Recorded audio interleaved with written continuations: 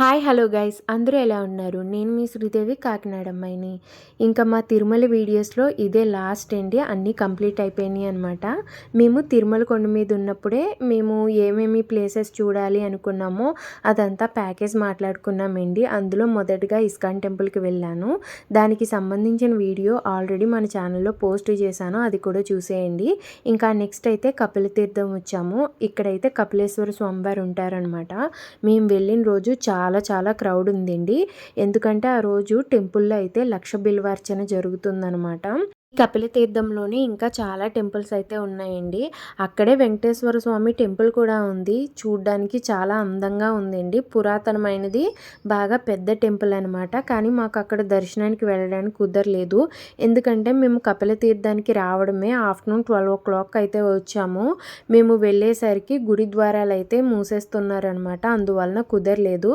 సరే అని చెప్పేసి ఇంకా డైరెక్ట్గా కపిలేశ్వర స్వామివారిని దర్శించుకోవడానికి అయితే వెళ్ళిపోయాము.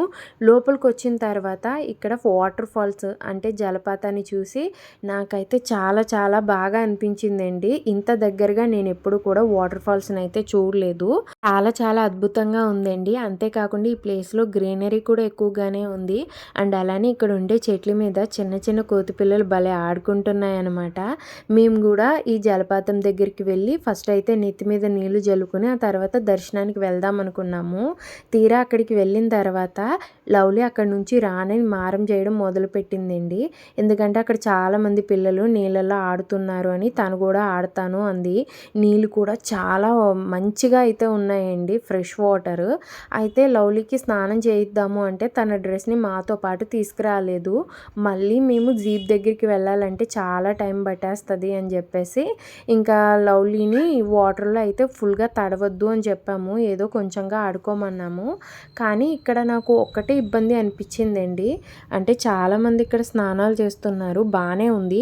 ఇది నా సైడ్ ఒపీనియన్ మాత్రమే చెప్తున్నాను అనమాట. ఇక్కడ కొంతమంది స్నానాలు చేసేటప్పుడు అంటే జెంట్స్ ఏంటంటే చిన్న చిన్న డ్రెస్సెస్ అంటే ఇన్నర్స్తో స్నానాలు చేయడం వలన మిగిలిన వాళ్ళకి కొంచెం ఇబ్బంది ఉంటుంది అని అనిపించింది. నాకు అనిపించింది కాబట్టి చెప్పాను, కానీ ఎవరిని అయితే నేను కించపరచట్లేదండి. ఇంకా నెక్స్ట్ అయితే మేము దర్శనానికి వెళ్ళిపోయాము. అయితే దర్శనానికి వెళ్ళేటప్పుడు అక్కడ వీడియో తీయడానికి అయితే లేదండి. అందువలన మేమైతే వీడియో తీయలేదు. ఇంకా అక్కడ దర్శనం కంప్లీట్ అయిపోయిన తర్వాత నరసింహస్వామివారి టెంపుల్కి కూడా వెళ్ళాము. అక్కడ కూడా వీడియో తీసేది లేదండి, అందుకే నేను మీకు చూపించలేకపోయాను. ఇంకా దర్శనం అంతా కంప్లీట్ అయిపోయిన తర్వాత కంగారుగా శ్రీకాళహస్తికి అయితే స్టార్ట్ అయిపోయాము. ఎందుకంటే శ్రీకాళహస్తిలోని మేము రాహుకేతు పూజ చేయించుకోవాలి అనుకున్నామండి. అందుకోసమే మెయిన్గా శ్రీకాళహస్తి వెళ్తున్నాము. నేను శ్రీకాళహస్తి ఇదే మొదటిసారి అయితే వెళ్తున్నానండి. మా హస్బెండ్ అయితే ఆల్రెడీ ఇంతకుముందు ఒకసారి వాళ్ళ మావయ్యతో కలిపి వెళ్ళాడంట. అప్పట్లో వాళ్ళ మావయ్య కూడా రాహుకేతు పూజ చేయించుకున్నారు. ఆ తర్వాత ఆయనకి మంచి జరిగిందని మా హస్బెండ్ ఇంతకుముందు చాలాసార్లు నాతో అయితే చెప్పారు. అయితే మేము కూడా రాహుకేతు పూజ చేయించుకోవడానికి శ్రీకాళహస్తి అయితే వెళ్తున్నామండి. అయితే ఈ పూజ మేము ఆఫ్టర్నూన్ టైంలో వెళ్తున్నాం కదా, ఆ టైంలో చేస్తారా లేదా అనేది టెన్షన్. నాకు తెలీదు, మా హస్బెండ్కి తెలీదు. గూగుల్లో అయితే మాత్రం చేస్తారు ఈ టైంలో పూజ అని అయితే ఉంది. మమ్మల్ని తీసుకొచ్చే తమ్ముడు కూడా టైమింగ్స్ ఏం తెలియదంట. అందుకే టెన్షన్ పడుతూ వెళ్ళాము. ఎందుకంటే మళ్ళీ మేము ఇంత దూరం రాలేం కదా. బికాజ్ మా హస్బెండ్కి పాపకి హెల్త్ ప్రాబ్లమ్స్ వచ్చినప్పటి నుండి కూడా మేము పక్కనున్న ఊర్లకే వెళ్ళట్లేదు. ఇంత దూరం అంటే చాలా కష్టమైన పని. ఈసారి అంటే తిరుపతి వచ్చాం కాబట్టి పక్కనే ఉన్న శ్రీకాళహస్తికి ఖచ్చితంగా వెళ్ళి రాహుకేతు పూజ చేయించుకోవాలి అని ముందుగానే ఇంటి దగ్గర అనుకుని అయితే మేము తిరుపతి స్టార్ట్ అయ్యామన్నమాట. అందుకోసమే ఇంత టెన్షన్ పడుతున్నాము. ఇంకా మేము శ్రీకాళహస్తికి రీచ్ అయిపోయాము టెంపుల్ దగ్గరికి. అక్కడికి వెళ్ళాక లవ్లీకి టెస్ట్ అయితే చేస్తున్నాము. బికాజ్ మేము కపిలతీర్థం వెళ్ళాం కదండి, అక్కడైతే ప్రసాదం పెడతారు కదా. మాకు అరటిపండుని చేతిలో పెట్టారు. ఆ అరటిపండుని అయితే లవ్లీ తిందనమాట. దాంతో తనకి షుగర్ స్పైక్స్ అయితే వచ్చేసినాయి. 344 అయితే నోట్ అయిపోయిందనమాట. తను డల్గా ఉండేసరికి మాకు అర్థమైపోయింది తను షుగర్ పెరిగింది అని. ఇంతకీ టెంపుల్ దగ్గరికి రీచ్ అవ్వగానే ఫస్ట్ లవ్లీకి అయితే షుగర్ టెస్ట్ చేసి ఆ తర్వాత ఇన్సులిన్ అయితే ఇచ్చాము. తనకి 4 యూనిట్స్ ఇన్సులిన్ ఇచ్చామండి. తనకున్న షుగర్ లెవెల్ తగ్గడానికి మినిమమ్ 2 అవర్స్ అయితే టైం పడుతుందనమాట. బికాస్ తను తిన్నది అరటిపండు అంటే స్వీట్ కంటెంట్ కదా! సో, తన షుగర్స్ కూడా స్లోగా తగ్గుతాయి. ఈ లోపల మాకు స్వామివారి దర్శనమైనా జరుగుతుంది. లేదంటే మేము అనుకున్న రాహుకేతు పూజ అయినా జరుగుతుంది. అప్పుడు తనకి తినడానికి ఏమైనా పెడదాము అని చెప్పేసి ఇంకా టెంపుల్ దగ్గరికైతే వెళ్తున్నాము. అయితే వెళ్ళే దారిలో చాలామంది మనల్ని అది కొనండి, ఇది కొనండి అని అయితే అడుగుతున్నారు.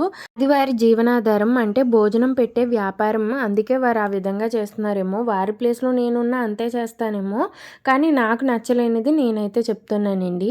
గుడిలోకి ఏ వస్తువు తీసుకెళ్ళనివ్వరు అనేది రోజు అక్కడ వ్యాపారం చేసే వాళ్ళకి ఖచ్చితంగా తెలుస్తుంది.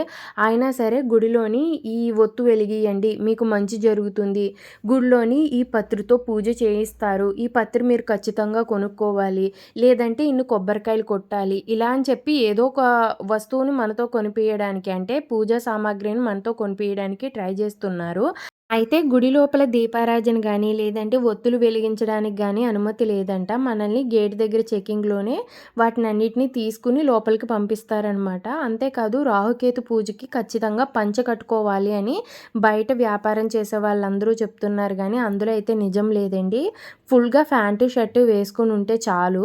అది కొత్తది అవ్వాలి, పాతదవ్వాలి అలాగే ఏమీ లేదండి. మనకి రాహుకేతు పూజకి సంబంధించిన పూజా సామాగ్రి అంతా లోపలే కౌంటర్‌లో మనము టికెట్ కొనేటప్పుడు అయితే ఇస్తారనమాట. అండ్ ఇంకొక విషయం ఏంటి అంటే రాహుకేతు పూజ మార్నింగ్ 6 నుంచి ఈవినింగ్ 6 వరకు జరుగుతూనే ఉంటుందండి కంటిన్యూగాని. అలాగే ఈ రాహుకేతు పూజకి సంబంధించిన సామాగ్రి మనం ఒకసారి తీసుకున్న తర్వాత ఎట్టి పరిస్థితిలోని గుడిని దాటి బయటికైతే వెళ్ళకూడదంటండి. అయితే నేనేం చేశాను అంటే, రాహుకేతు పూజకి సంబంధించిన టికెట్ తీసుకోవడానికి నేనే లైన్‌లో వెళ్ళాను. టికెట్ తీసుకున్న తర్వాత నా చేతికి పూజా సామాగ్రి ఇచ్చేశారు. దాన్ని తీసుకొని నేను బయటకొచ్చేసరికి మా హస్బెండ్, పాప అక్కడ లేరనమాట. వాళ్ళిద్దరూ దాహం వేస్తుందని చెప్పి మజ్జిగ తాగడానికి గుడి బయటకైతే వచ్చేసారు ఈ లోపల. నేను వాళ్ళ దగ్గరికి వెళ్దాము అనేసి గుడి గడప దగ్గరకొచ్చాను. అక్కడుండే సెక్యూరిటీ వాళ్ళు చెప్పారు, "ఎట్టి పరిస్థితిలోని ఈ బ్యాగ్‌ని తీసుకొని నువ్వు గుడి గడప దాటడానికి వీల్లేదమ్మా. అలా దాటితే నువ్వు చేసే పూజ ఫలితం ఉండదు. కాబట్టి నువ్వు ఆ గుడి గడప దాటొద్దు" అన్నారు. మా హస్బెండ్‌ని, పాపని వాళ్ళే పిలిచారు. ఇంక మేము గుడిలోకైతే వెళ్ళాము. కొంచెం టైం పట్టిందండి. ఎక్కువే పట్టింది. కాకపోతే పూజ బాగానే జరిగింది. అయితే మేము ఈ రాహుకేతు పూజ చేయించడానికి మెయిన్ రీజన్ వచ్చేసి ప్రెజెంట్ మా హస్బెండ్‌కి జాతకరీత్యా కూడా ఏలినాటి శని అనేది జరుగుతూ ఉందనమాట. ఇది చాలా ఇయర్స్ పాటు ఉంటుందండి. మా లైఫ్‌లోని బ్యాడ్ ఫేజ్ అంతా కూడా ఈ టైంలో జరిగిందే. మా హస్బెండ్‌కి అయితే నెక్స్ట్ ఇయర్ ఉగాది తర్వాతకి ఏలినాటి శని అనేది కంప్లీట్ అయిపోతుందనమాట. అందుకోసమే శ్రీకాళహస్తిలోని ఈ రాహుకేతు పూజ అయితే చేయించుకున్నాము. ఆయన జాతకం చూపించినప్పుడు మాకు పూజారి గారైతే ఇలా రాహుకేతు పూజ చేయించుకోండమ్మా శ్రీకాళహస్తి వెళ్ళి ఖచ్చితంగా మంచి జరుగుతుంది అన్నారు.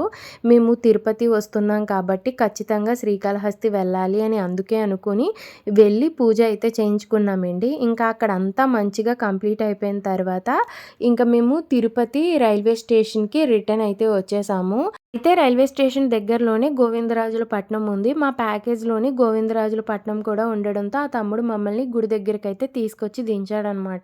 మేమింకా హడావిడిగా దర్శనానికైతే వెళ్ళిపోయాము. ఎందుకంటే మా ట్రైన్ టైము చాలా దగ్గర పడిపోయింది అని చెప్పేసి.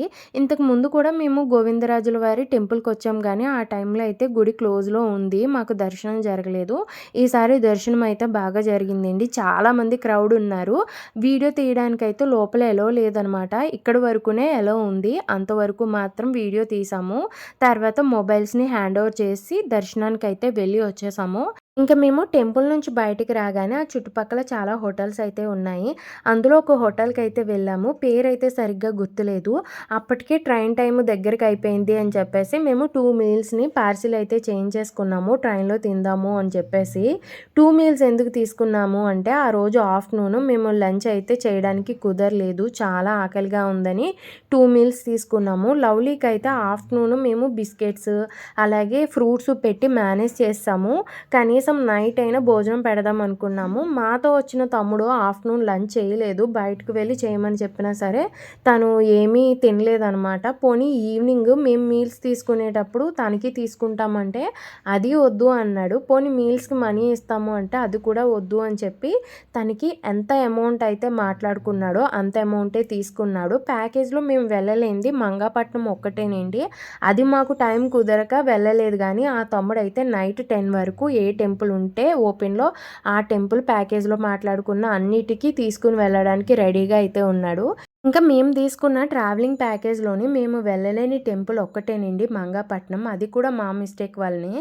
మేము ఎర్లీగా స్టార్ట్ అయ్యి ఉండుంటే మంగాపట్నంలో కూడా మాకు దర్శనం అనేది జరిగేది. కానీ అప్పటికే టైం అయిపోయింది కదా. ఇంకా మమ్మల్ని ఆ తమ్ముడైతే రైల్వే స్టేషన్ దగ్గరికి తీసుకొచ్చి దిగబెట్టేశాడనమాట. ఇంకా మా ట్రైన్ వచ్చేసింది. మేము కూడా ట్రైన్ ఎక్కేసాము. మా బర్త్స్లో మేమైతే కూర్చున్నాము. ఇంకా ట్రైన్ మూవ్ అయిన తర్వాత భోజనం చేద్దామని ప్యాకెట్స్ ఓపెన్ చేసాము.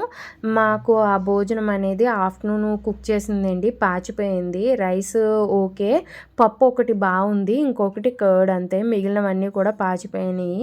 కర్డ్తో లవ్లీకి అన్నం అయితే పెట్టాం కానీ మాకు పెద్దగా ఆకలి వేయలేదు. ఆకలి చనిపోయింది అనుకోండి ఇంకా ఫుడ్ని చూసి పాడేశాము. నేను మా ఆయన మనకి ఇదేమైనా కొత్త, మనకి ఎప్పుడు ఇలా ఏదో ఒకటి జరుగుతూనే ఉంటుంది అని అనుకుని నిద్రపోయి మార్నింగ్ అలారం పెట్టుకుని విజయవాడ వచ్చిన తర్వాత నిద్ర లేచి ట్రైన్ దిగాము.